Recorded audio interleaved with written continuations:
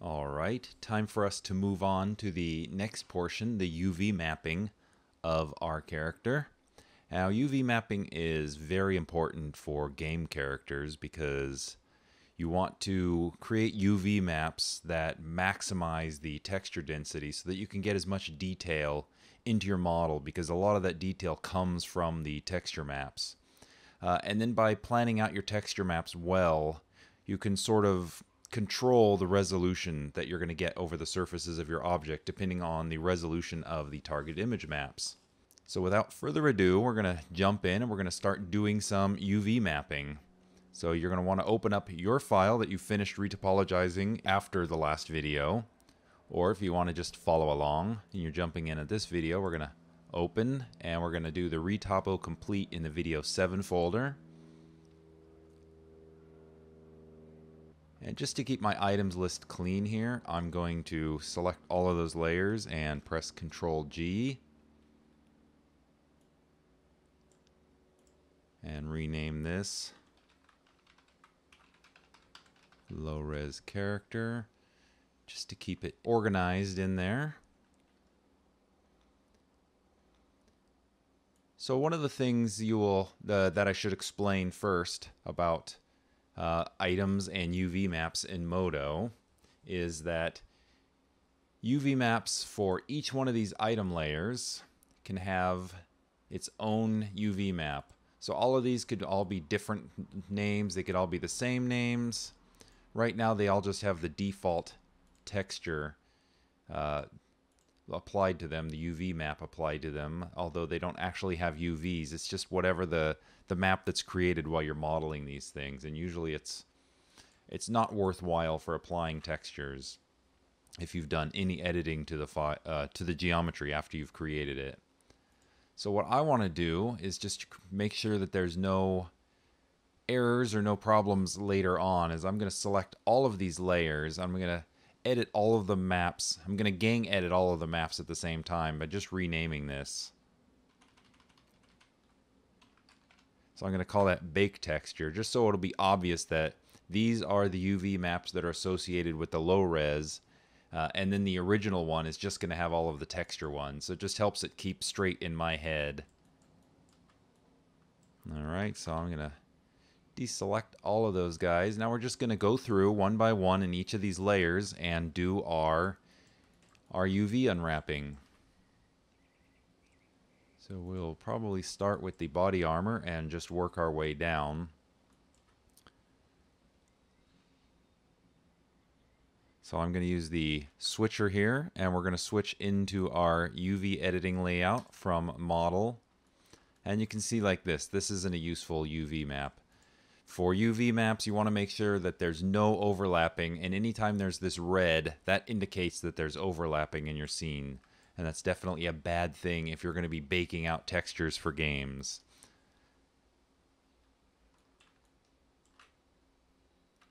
So just as a quick little primer or a refresher, if you're not familiar with what a UV map is in the first place, the UV map is basically just a way to translate the three-dimensional surface of your model into the two-dimensional surface of your texture maps.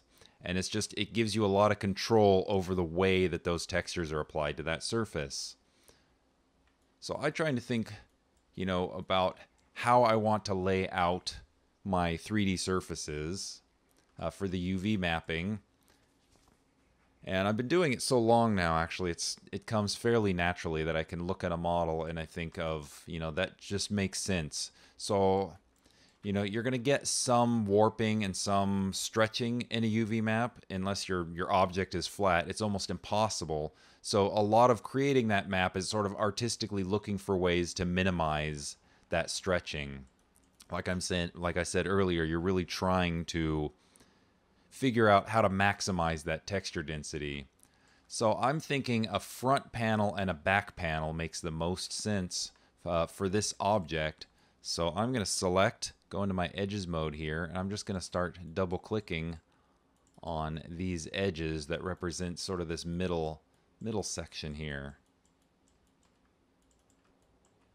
And what these are going to do is these are going to represent the cut lines that are going to become the edges of your UV map. We can select some of these holes just because that'll get us a better result.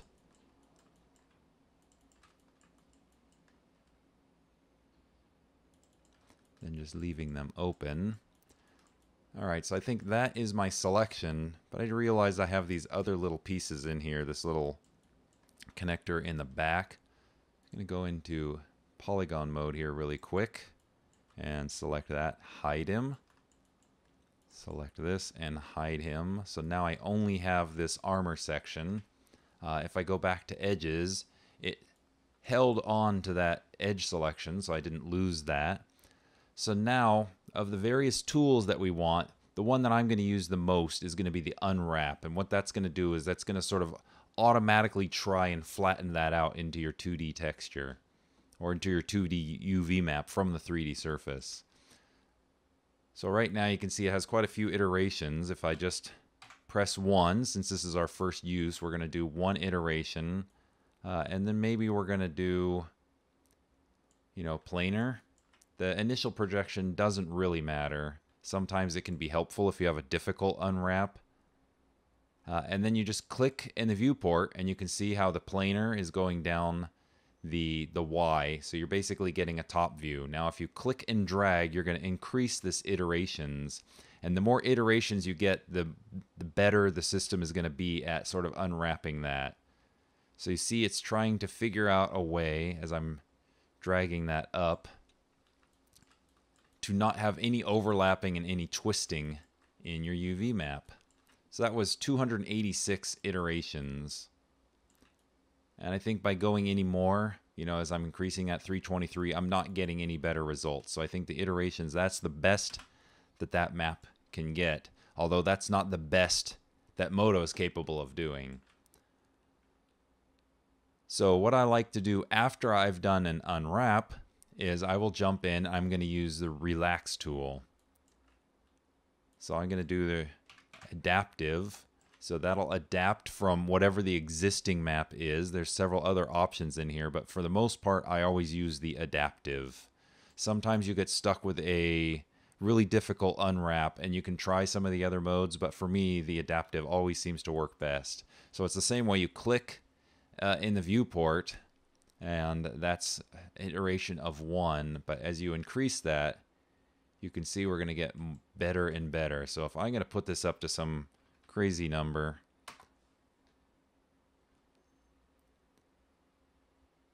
and that's going to adapt to that, so it's going to minimize the stretching as much as possible. And I think this actual area weight defaults to about 10%.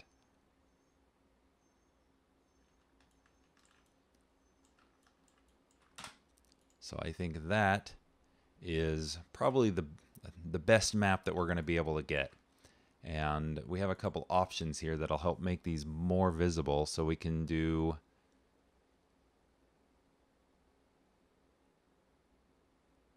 disable to show inactive UV, so the background objects won't be shown. And then we can also turn on show distortion.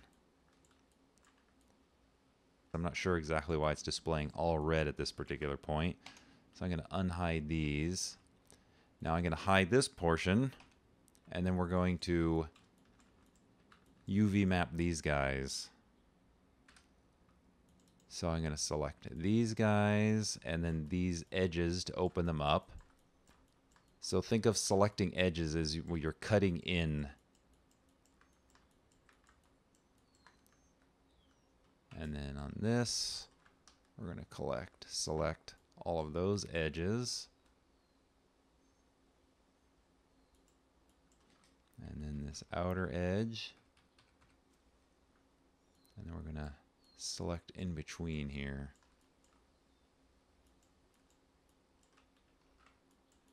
All right, so now if we go with that selection and we go to unwrap, just click in the viewport.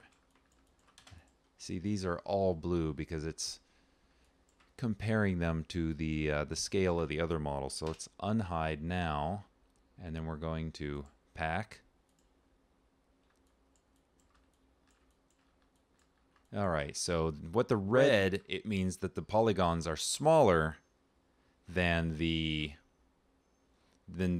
source polygons, and where they're blue, it means they're starting to stretch a little bit bigger. So what you want to do is sort of make things this sort of grayish green color as much as possible without having too much of that other color in there.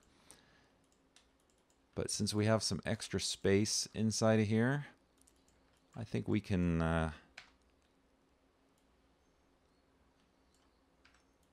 stand to fill a little bit of this a little extra. So even though I'm not going to be getting a relative scale that matches the original, I'm okay with getting some extra pixels of resolution in some of these sections.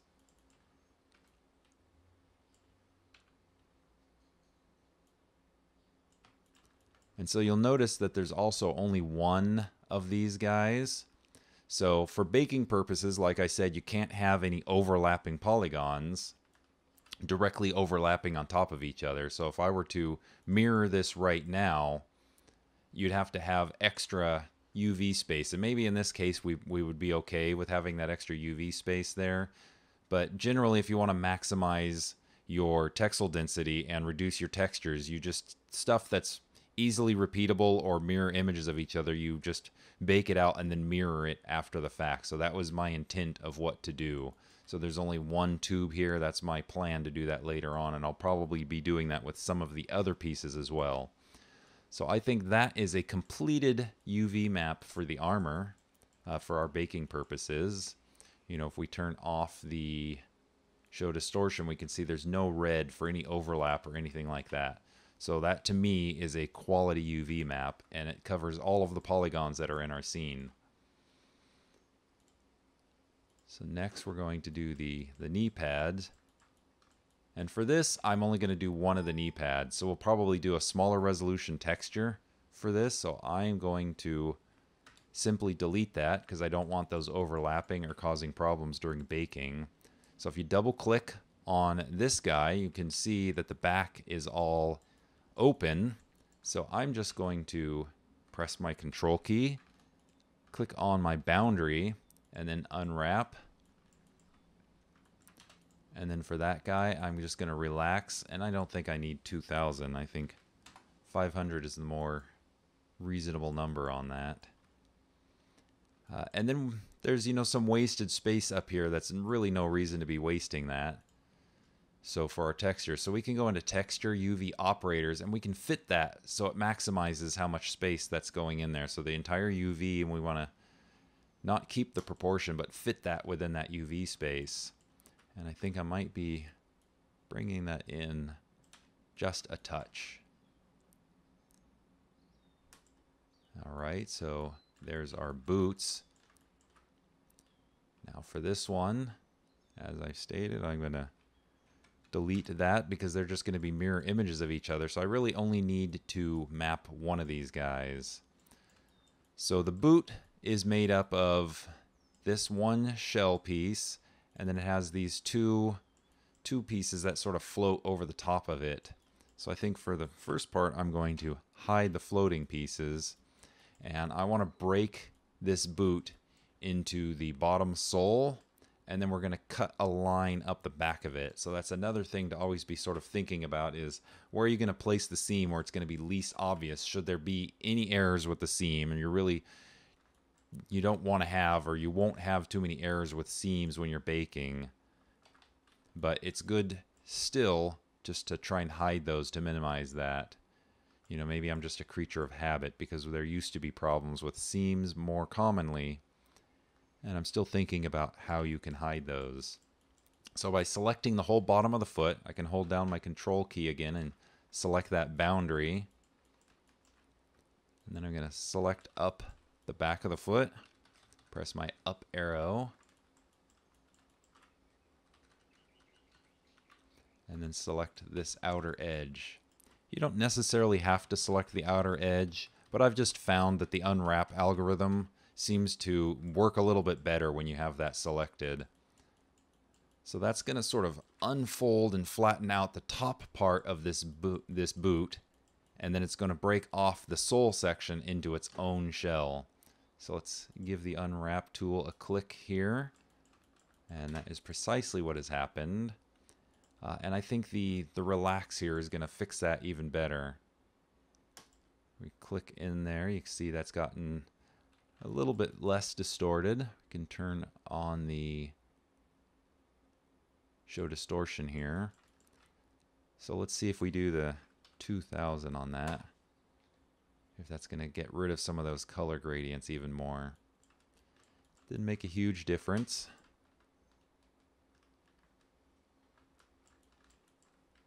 But we'll unhide that. Hide the boot. All right, for these, I'm going to select the outer edge again by doing my boundary. And then since this is such a large piece back here and it's so awkwardly shaped, I want to break this up into multiple pieces. So I think I'm going to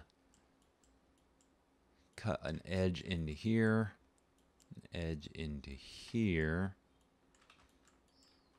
And that'll break that up into 3 shapes for that particular piece. So let's unwrap. Let's relax.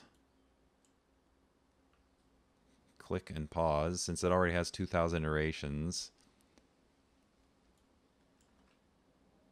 Q to drop the tool. Now we're going to unhide to bring that boot back. And then we're going to use the pack. And just accept the default values for that. That does a pretty good job. So now you can see relative scale to all of the different polygons. That has packed those in there pretty well. Although, maybe I want this guy to be up here and that guy there, because it does seem a little bit crowded. Sometimes you can do a little bit of packing with your eye.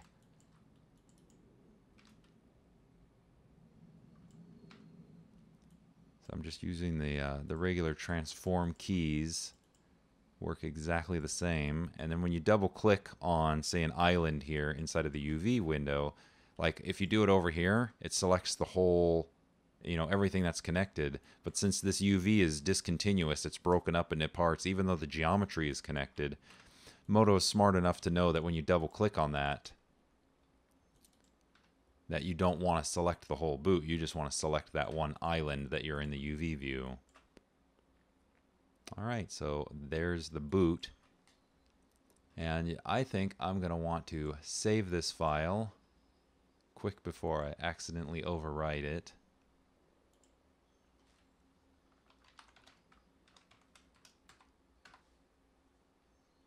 And we're going to call this one UV mapping.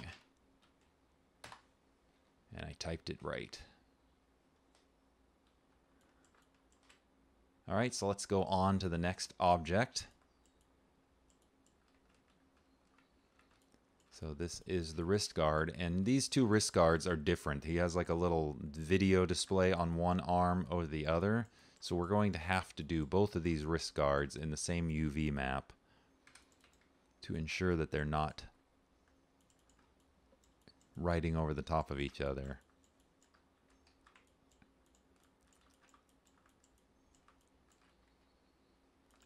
So I'm making my selections again.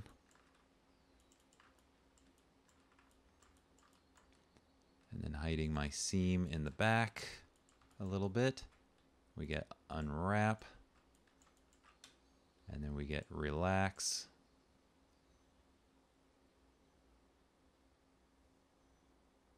And I have a selection. That's why unwrap's not doing anything. So we'll get into polygon mode here. Let's try the relax again. All right, look at that. Almost all of those colors are gone. So we will pack those UVs. It's really wonderful how Modo can just make such quick, easy work of doing UV mapping like this. It's really one of my favorite things about Modo. All right, so this could be a little bit tricky here, but I don't think it's going to be that bad.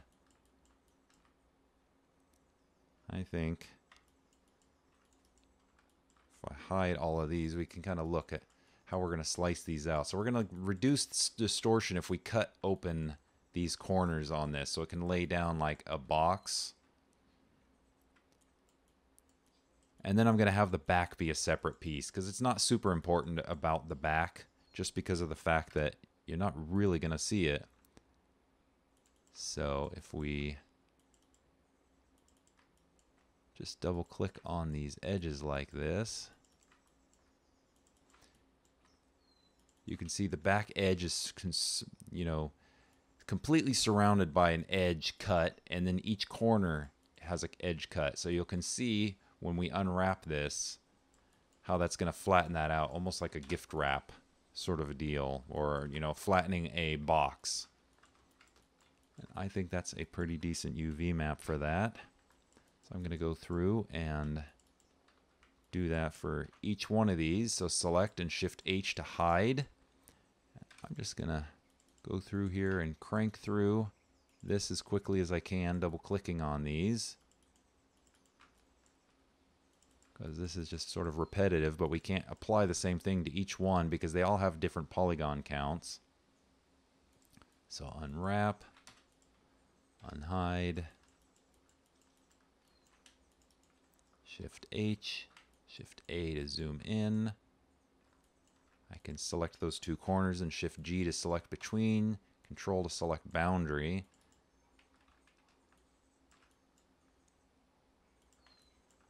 It'll save me a few clicks.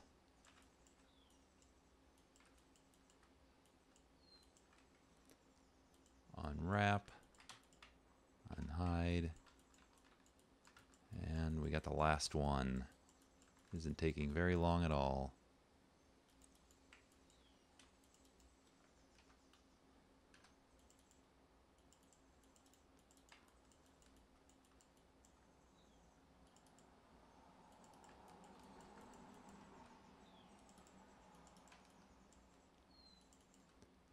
Unwrap.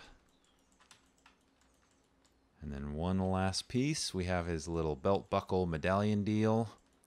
I'm just going to break that into a front and a back by selecting that loop. Again, we want to hide everything but selected. Go back to edges. Unwrap. Now we're going to do a basic pack. And then I am going to do the relax.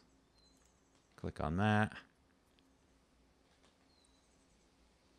And then once we do the relax, it takes a second to calculate it with all the polygons. And then I'm going to apply the pack to it once again because the relax will probably create some overlapping. It did reduce those colors a little bit, so we got a little bit of a better map. And we want to pack our UVs.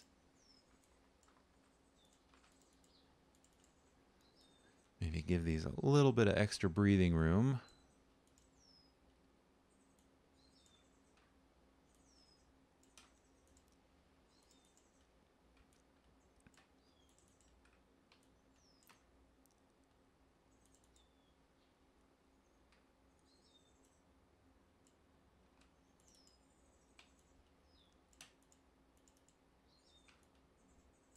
All right, that's a very minor tweak, but I think that's better. So when we do the baking and there's the edge expansion, it'll just give it a little bit of extra room around the outside so that edge expansion won't have any collisions between the objects. I'm going to Control S to save. And this is the dome on top of the head, and I'm not going to worry too much about the UV map on that. It looks like when we pulled that over from the other file, it's just retained that. Same thing with the gloves. So although I have red on here, just to make sure we don't have any issues, I'm going to delete that guy. And then we're going to see, since this is the initial map that we have, if we can improve that with a little bit of a relax. Click in the viewport, see what that does to our gloves. That's improved it, definitely. And we'll see what we're going to get with a pack. All right, I think that's a pretty good result on the glove for that. And we'll mirror that over once we have it baked. And then next up is the alien head. So we don't have any kind of a UV map for that. That was that piece of geometry we stole out of the presets. So obviously I'm going to select the outer loop on that. And like I said, I'm always trying to think of what's the best way or what's the best location to cut apart a model. And usually with these low-res heads like this, you're going to get these little stars in the corner of their chin and the back of their head. So I'm just going to walk up this edge selection here. And I think I'm going to pull this cutting edge out. Then we're going to do the same thing along the back of the head.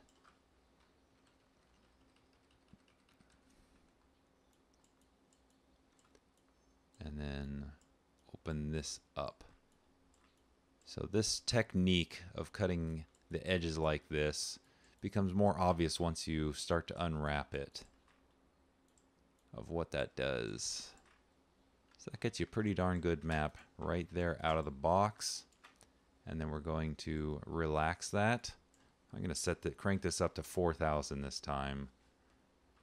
Well, let's try 4 to begin with. And then I'm going to crank this up to 4,000.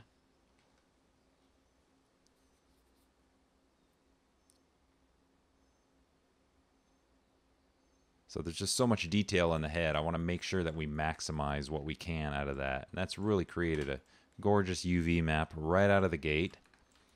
And then for this, I'm going to do the same thing where I want to maximize that space. This is given it a specific shape, and I really want to fill those textures. So we're going to go into Texture, UV Operator, Fit again.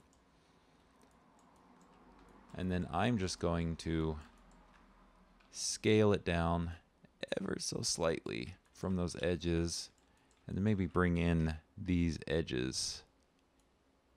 I'm using the T, the item transform, or the component transform, I should say. We're just bringing that away from those edges just ever so slightly. That's good enough already.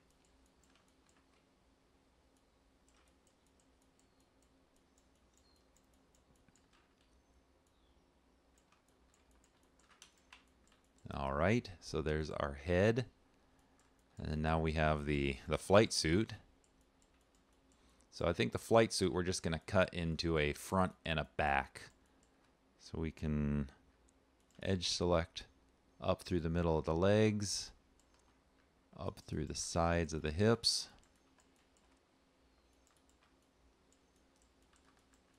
And we're going to get the outer edge on his bodysuit. And then we'll do the same thing on the arms, but we're going to get that edge underneath the arm.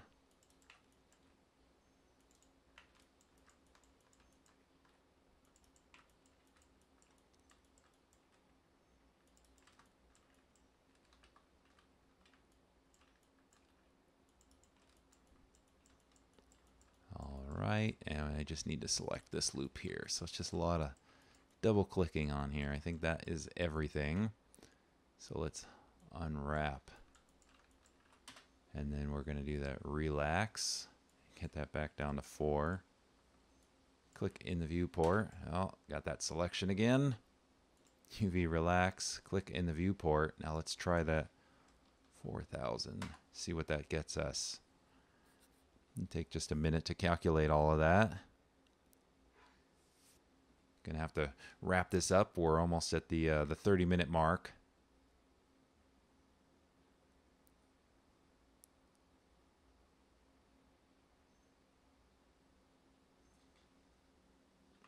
So we got a little bit of a problem right in here. So this section right here is in the back. And sometimes when you end up with a result like that where it just kind of gets tangled and your UV relax isn't able to sort of resolve that, I use the UV sculpt, and I like to use this smooth. And you can actually use the sculpting tools to smooth out a UV map. So I'm just go in there and kind of smooth that out so that nothing's overlapping. Drop that tool. We're going to Control S again here. And let's try that UV relax again. And then I'm going to go back up to 4,000. Just because I'm crazy. No, I'm really not.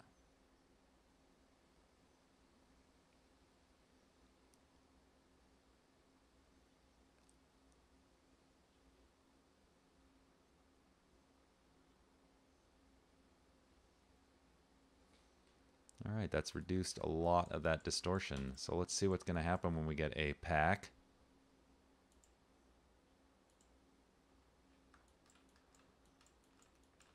I think that's a pretty good solution.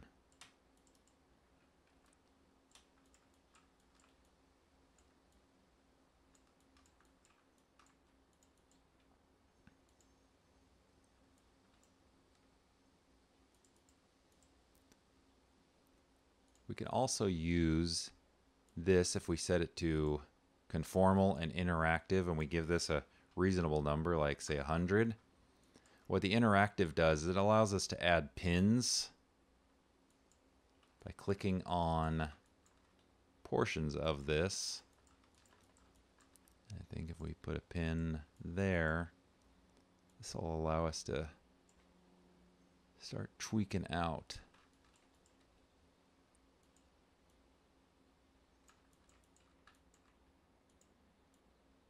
So you kind of get interactive UV mapping here. So I just want to bring these legs together here. Just because I think that's going to help us save some space in the map. You know, as I was looking at it, I was thinking, no, I think we can do better than that. So drop the tool, bring back our relax, go back to our adaptive, because I like the way adaptive adapts from what the existing map is. 4,000, what's that going to give us now?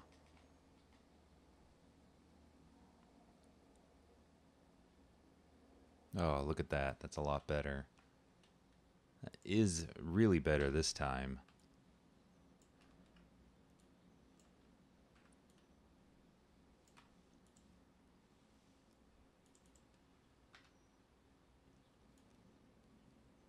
So I'll try and do some intelligent packing here.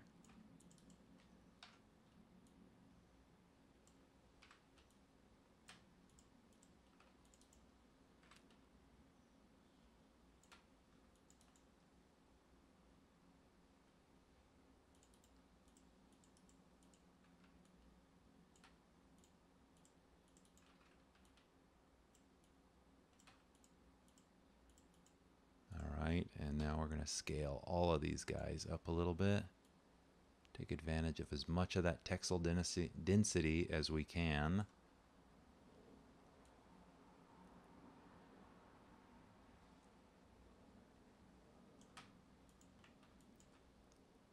All right, I think that is pretty good. We're going to call that one done. Control save, and then now we're on to the last one, this air tube guy right here.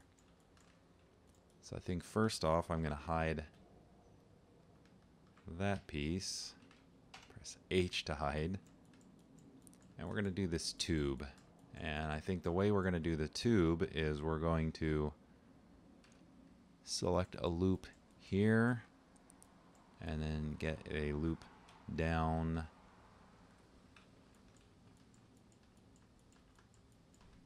and then get the outer loop on the bottom of that. So let's get an unwrap on that.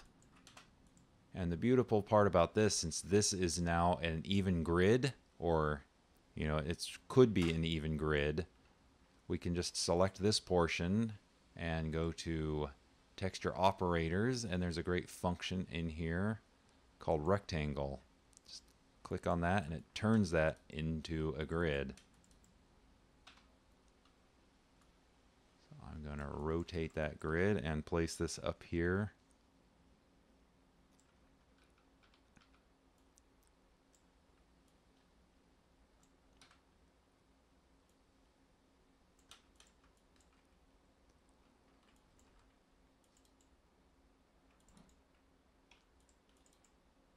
Move that, hide the other thing, unhide. So let's see about mapping this. So we'll hide the tube now. So I'm just going to do this as a front and a back. This probably has a few too many polygons. But I'm not going to worry about it because we hit our 10,000 polygon budget.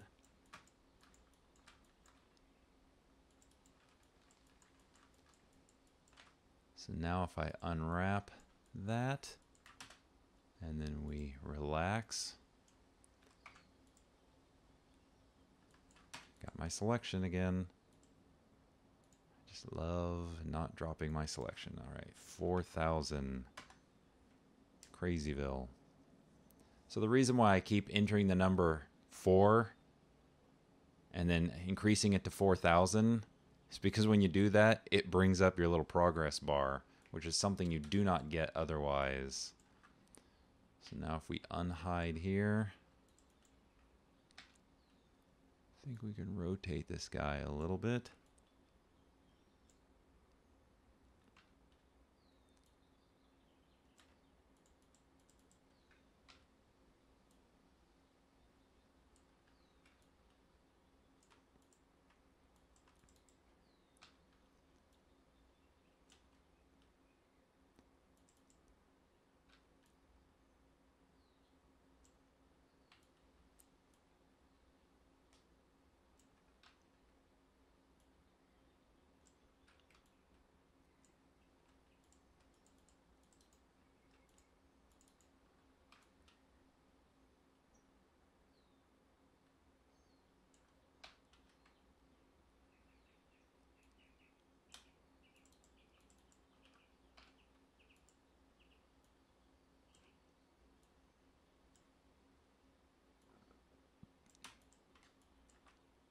All right. So if we look at that without the distortion on, you can see there's no overlap. We'll go through and double check everything. If we look at them all at once, you need to make sure that there's nothing that is out of the standard UV bounds. So unfortunately, as of current, most video game engines don't even support models that have UDIMs on them. So that's the main reason why you want to avoid using them. And you'll actually likely just get an error message if you have even one vertex, even a tiny bit outside of the standard normalized area. So we have there, that.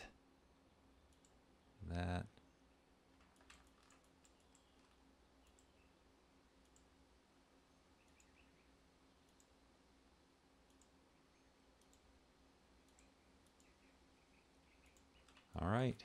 So there is all of our geometry that we're going to be baking with.